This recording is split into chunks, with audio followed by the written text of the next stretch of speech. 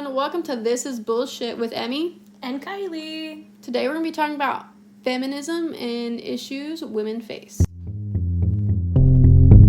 Okay, so today on a serious episode, we're going to be talking about feminism, a very controversial, I would say, at least here lately, and the issues that women face.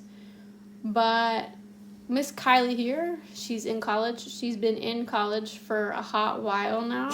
Too long. With how many degrees?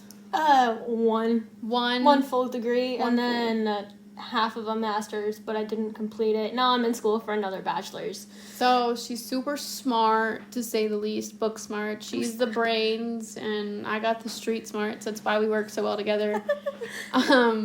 But we wanted to touch on something a little bit serious. And yeah, I'm going to let Kylie take over on this one because we're going to be talking and learning about things that she's learned about in her courses with her recent college. Thanks, Em. You're welcome. So one of the classes I'm taking this semester is called Psychology of Gender. I should mention that my major is psychology itself. Yeah.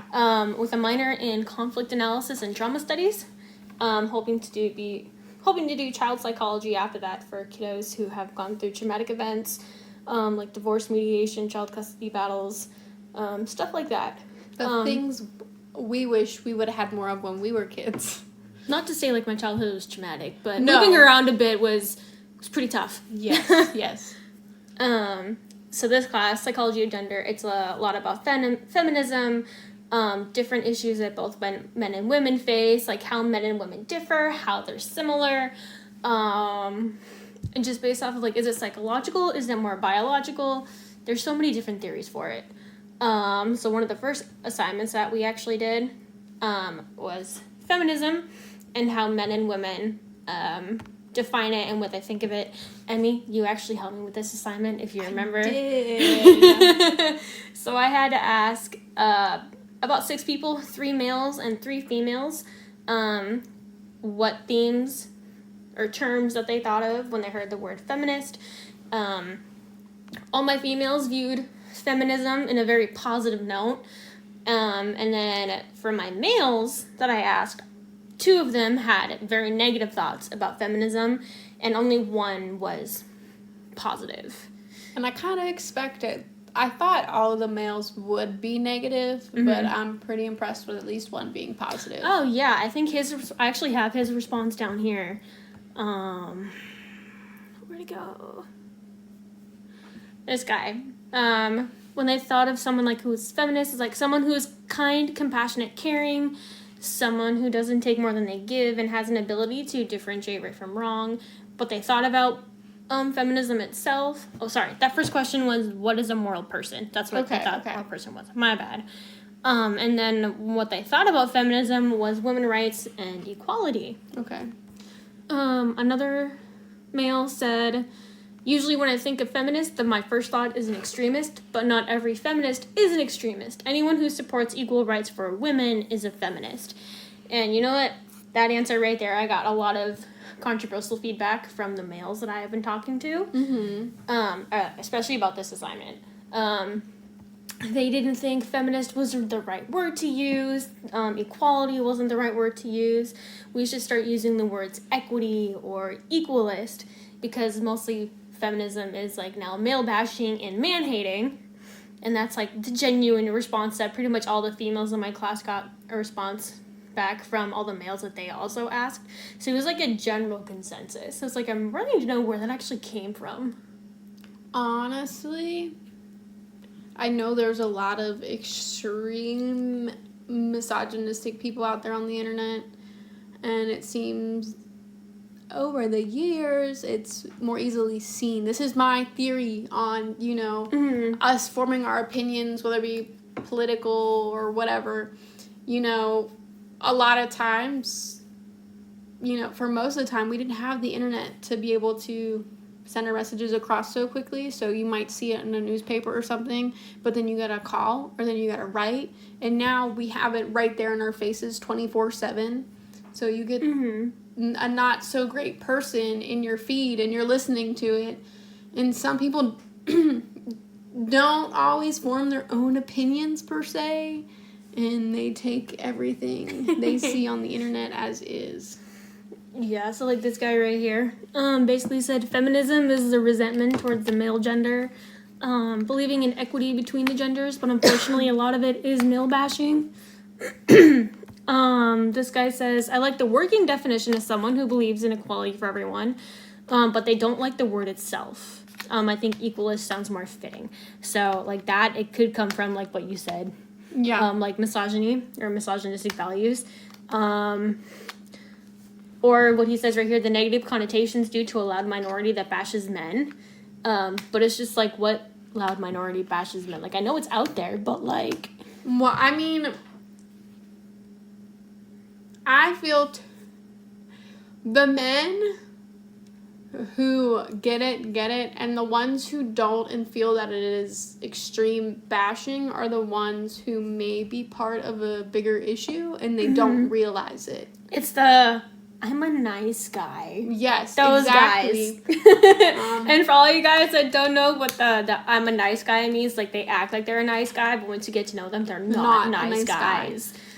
They're the kind of guy that will take you on a date and pay for dinner, but then expect sex like right after. And that is the worst kind of guy. In my opinion, that's one of the worst things, because it's like, then you feel like you're being bought. Yeah. I don't want to feel bought. I'm Honestly. sorry. I'm not a penny in the world could. You know what I mean? It's like the discussion in that class, it kind of turned like into sexism and types of sexism. Mm-hmm. There's traditional versus modern, or like hostile versus benevolent sexism, which are actually pretty interesting terms when we were talking about them. Like traditional sexism, basically like women suck. They belong at home in the kitchen, like those kind of jokes. Endorsement of traditional roles, like men have to be the breadwinners, women have to stay at home. Not to say that there's anything wrong with being a stay-at-home mom. Like, if that empowers you, go for it. I mean, I did it for 2 years, and I kind of miss it. But there's a difference between, like, letting women do that versus telling them you have to be a stay-at-home mom. Versus, like, the modern sexism is, like, the denial of discrimination and the lack of sympathy to women's discrimination, which still happens so much. I've even dating as a single person, when you're learning about these potential partners and you're listening to them, there's so many things that I hear. I'm like, oh, they're super nice, they seem great, and then there's just these out-of-pocket comments when you get into discussions about feminism and misogyny. I can't talk today. And it's like, oh, well, I have a new ick. No, it's like maybe, like, they're super great elsewise, and they got these couple flaws. Maybe if we have more conversations, they can open up. But if they can't open up, then not for me. Honestly. But then, like, then you have hostile versus benevolent sexism. So, like, the hostile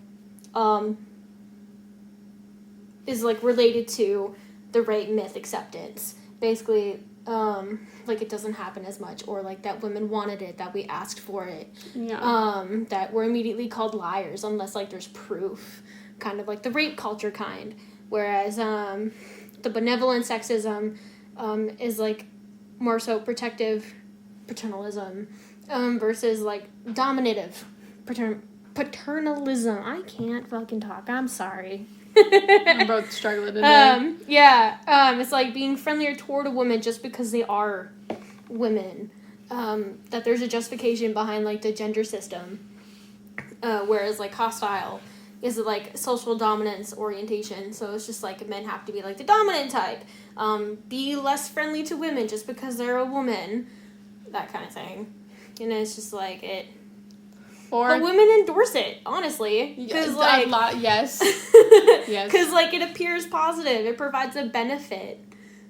It's like, expecting a man to hold the door open for you. That's, like, a type of, like, a sexist ideal. Like, if you're expecting a man to open a door for you because you're a woman, that's, like, a sexist idea.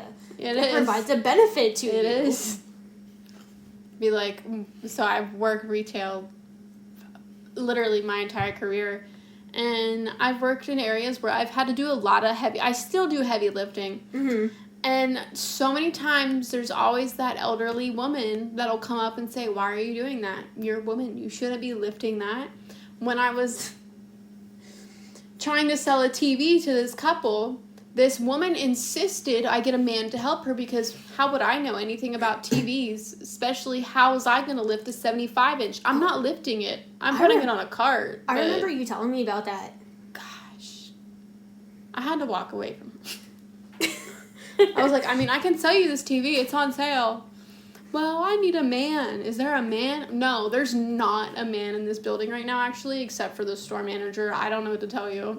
Honestly, what am I supposed to do? I've had, like, similar experiences. Like, I work on cars a lot, or at least I used to work on cars a lot with my dad. I loved learning how to take them apart and putting them back together, especially when I had my Audi. That thing broke down all the goddamn time. And so I was like, I'm not going to rely on him. Like, I can't rely on him all the time to help me fix it because he's not always going to be around. So I was learning how to fix it with him. I would go into O'Reilly's at some points and I would ask them a question and then they would treat me like I'm stupid or that I didn't know what I was talking about. I would go in like an hour later or the next day with my dad who asked the same question. And it not be an issue? Yeah, and it wasn't an issue. Like, they would tell him what he needed to know. They would give him the part. They weren't assuming my dad was stupid because he was a male. And I would look at them and I'm just like, you asshole. It's like when I was working a job and I was selling electronics, there would be people who would come in and look at me sideways because I knew more about the PCs they were trying to build than they did. And I took the time to be like, well, I don't know this, so let's troubleshoot. And they're like, what? You know that phrase? Yes, I wasn't born yesterday. I actually grew up with computers because my dad's a nerd.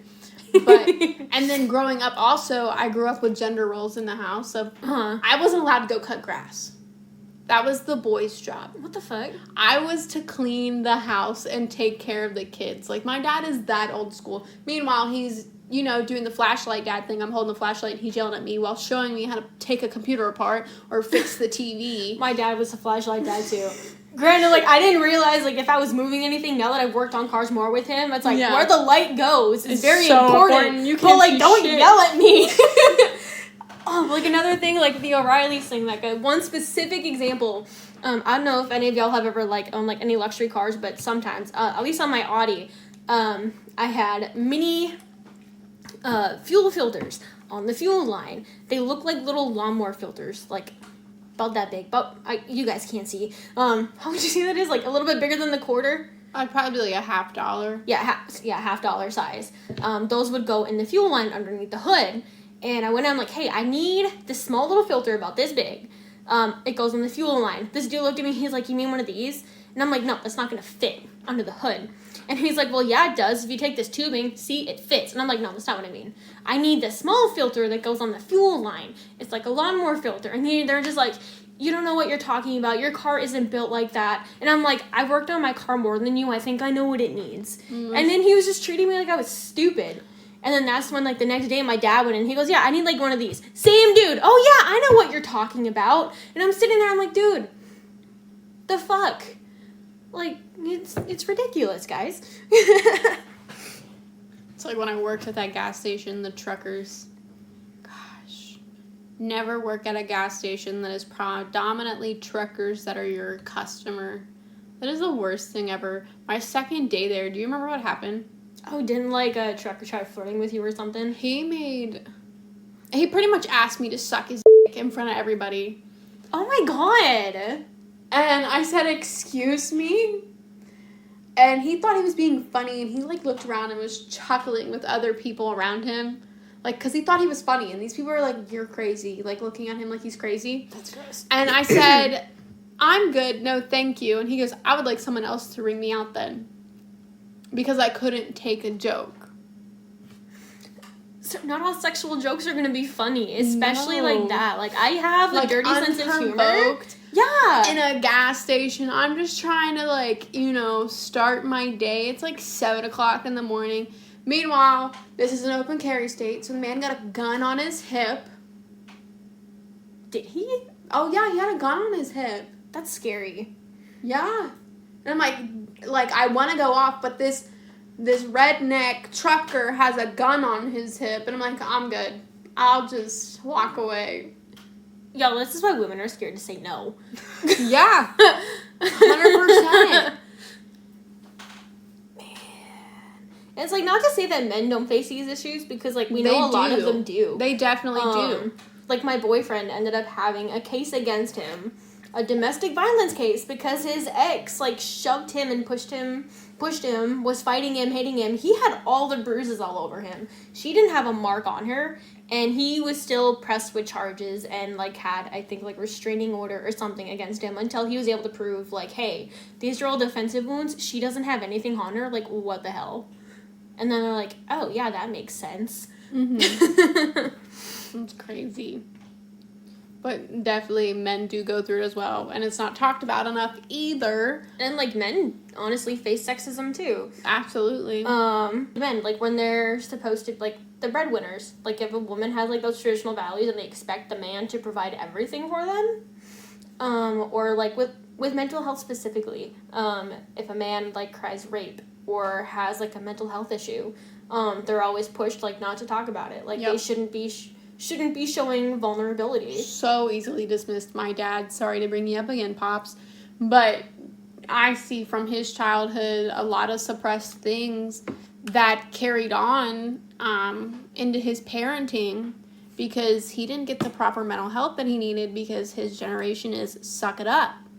So then he taught us suck it up. And, you know, I'm doing my best to break that generational issue there. Crying helps. I, like, just will sit down and cry just to get some, you know, anger or anxiety out. Like, if I start crying when I'm angry, you should run.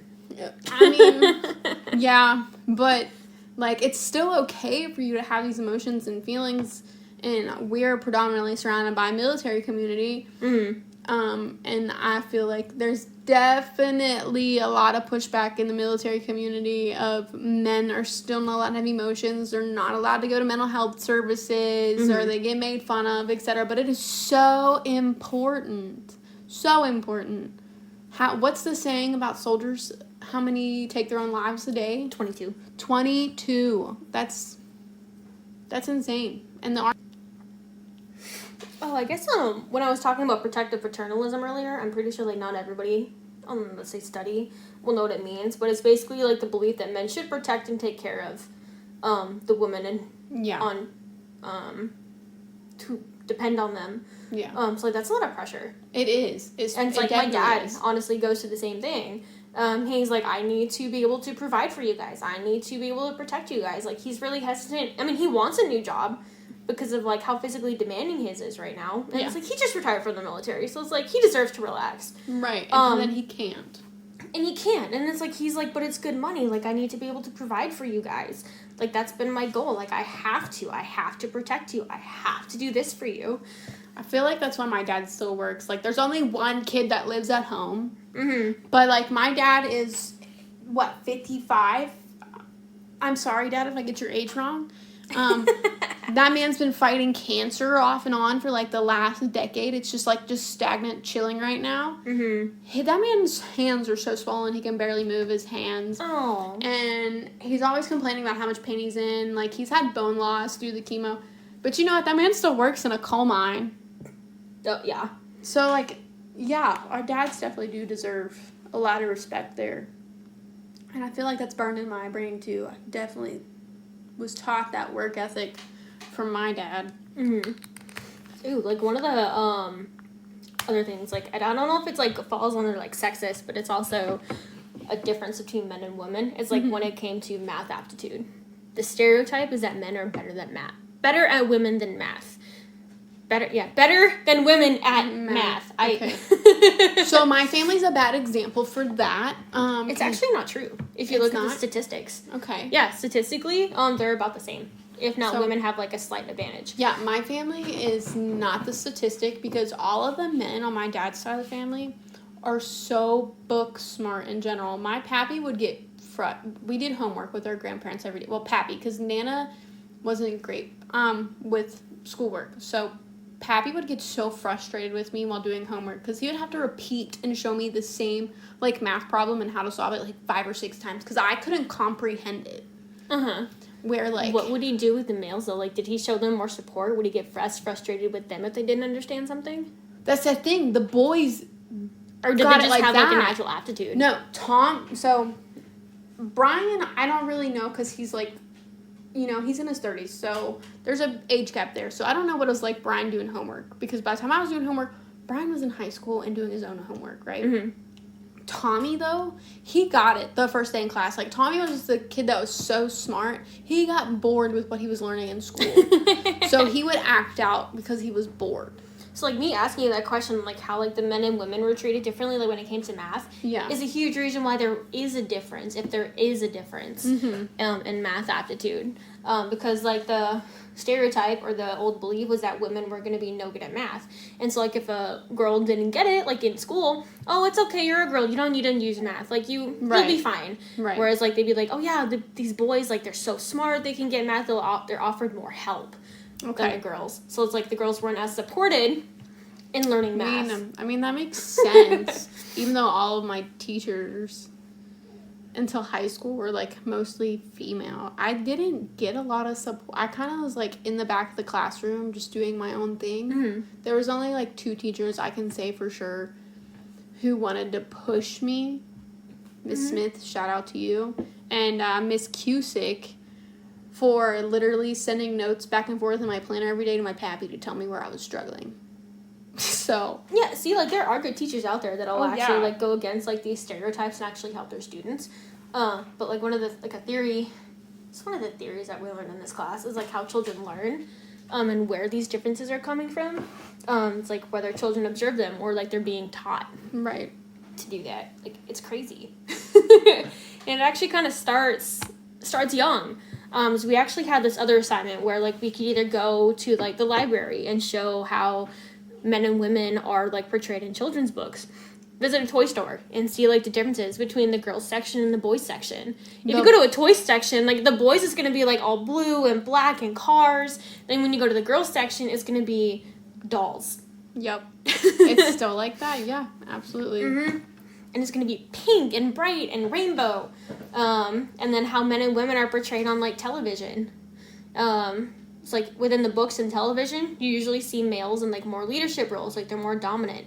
Whereas women are going to be, like, the caretakers and the nurturers. Like, there's not very many uplifting and empowering women in movies and TV shows and children's books. I feel like, though, the more movies that are coming out, they're trying to. Oh, yeah, for sure. For sure. But for sure, which is awesome. That representation's super duper important for our kids. Like, I think, like, my favorite portrayal on, like, television is Bluey. Okay. I fucking love Bluey. I watched, like, a couple of episodes with Deej, but Ambrose won't sit down and watch it, so I'm like, I'm not gonna enjoy this because he's not enjoying it. He's just yelling and running around in the living room because he wants to watch them damn train videos. So how I think about Bluey, it's a parenting show disguised as a kid's show. Okay. So you have the 2 girls. Bluey's the older one. She's about 6 years old. And then you have her little sister Bingo, who I think should be 4 with how she acts. And then you have Chili, which is the mom. And then Bandit, like, their dad. Okay. So, like, they both work. They're both very involved with parenting. And, like, the girls are just hyperactive. And they're kids. Yeah. And so, like, I really think, like, that portrayal, it's, like, it shows good parenting. Okay. Because the dad takes on caretaker roles. The mom takes on caretaker roles. Like, they're a team. They work together. They both work, too. So it's, like, a dual-income household. Both work. Both take active portion in the childcare. Whereas, like, if you go... What's another TV show that shows other ones? I mean, there's tons of, like, Disney shows or even Nickelodeon shows. What is it? Phineas and Ferb is another one. Like, the mom, she'll take more in, like, a caretaker role, or the older sister will, Candace. Yeah. Whereas, like, the dad has no clue what's going on in his kids' lives. I'm pretty sure in, like, most episodes he's not even there. Yeah. So, like, that's kind of, like, the stereotypical thing. Like, dad's not going to be around, whereas the mom and the women are going to be there taking care of their kids. Okay. Yeah, they're definitely... Although I'm fully admit, I miss being a stay-at-home mom, and I tell you that all the time. You do.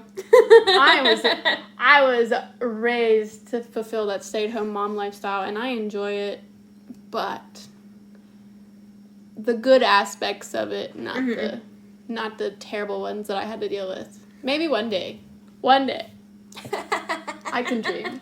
I also do enjoy working. It's like a double-edged sword, because when I was a stay-at-home mom, I was like, man, I miss working. What if you do, like, a remote job? So, like, you're working, but you're also being, like, stay-at-home mom. I have not been able to find a remote job that would pay me enough. Like, maybe if it was later down in life, I find a partner who would prefer, like, we have an agreement, they would prefer me to be home more than work more. Cool, awesome. Like, I would mind, just working 20 hours a week while the kids are in school, whatever. That would be awesome. That's what my dad did with my mom. Like, he told my mom, he's like, I want to provide for you. It's like I said earlier, I want to provide for you guys. You stay home with the kids. Like, they need someone at home, and that can be you. Because my dad was in the military. Like, he had no choice but to go to work. And I think that's, what a lot of the military couples do, though, because it makes things easier. It 100% does. Or even, being able... Because I sold a lot of art when I was in my marriage and a stay-at-home mom. That was, my extra income to put back into art and groceries. And now you've had to sell everything to get back up on your feet. But you did it. I did do it. Pretty proud of myself. You should be. To go from, where you were at to, where you are now, it takes a lot of work. I mean, yeah, I had nothing besides at least a roof. I had more than what I would say most people do when leaving a domestic situation. Yeah. I at least was guaranteed a roof over my head. At least. And then I had to replace, all of the living room furniture. And I had to buy a car. You did that quick. Oh, yeah, I did. Thank you, Facebook Marketplace. Yeah, absolutely, Facebook Marketplace. And then, not gonna lie, my dad did help me get my car. He helped with the down payment. Yeah, I remember you. But he was like, you never ask me for money, so I'm gonna help you. Shout out to Dad. Yay, Dad. But honestly, having my mom at home really did, help. I mean, yeah, we fought all the time, but, having someone, at home definitely helped rather than, being by myself. I think it's normal, though, to want to fight with your parents at some point in your life. Yeah, I was a bitch to my mom, not gonna lie.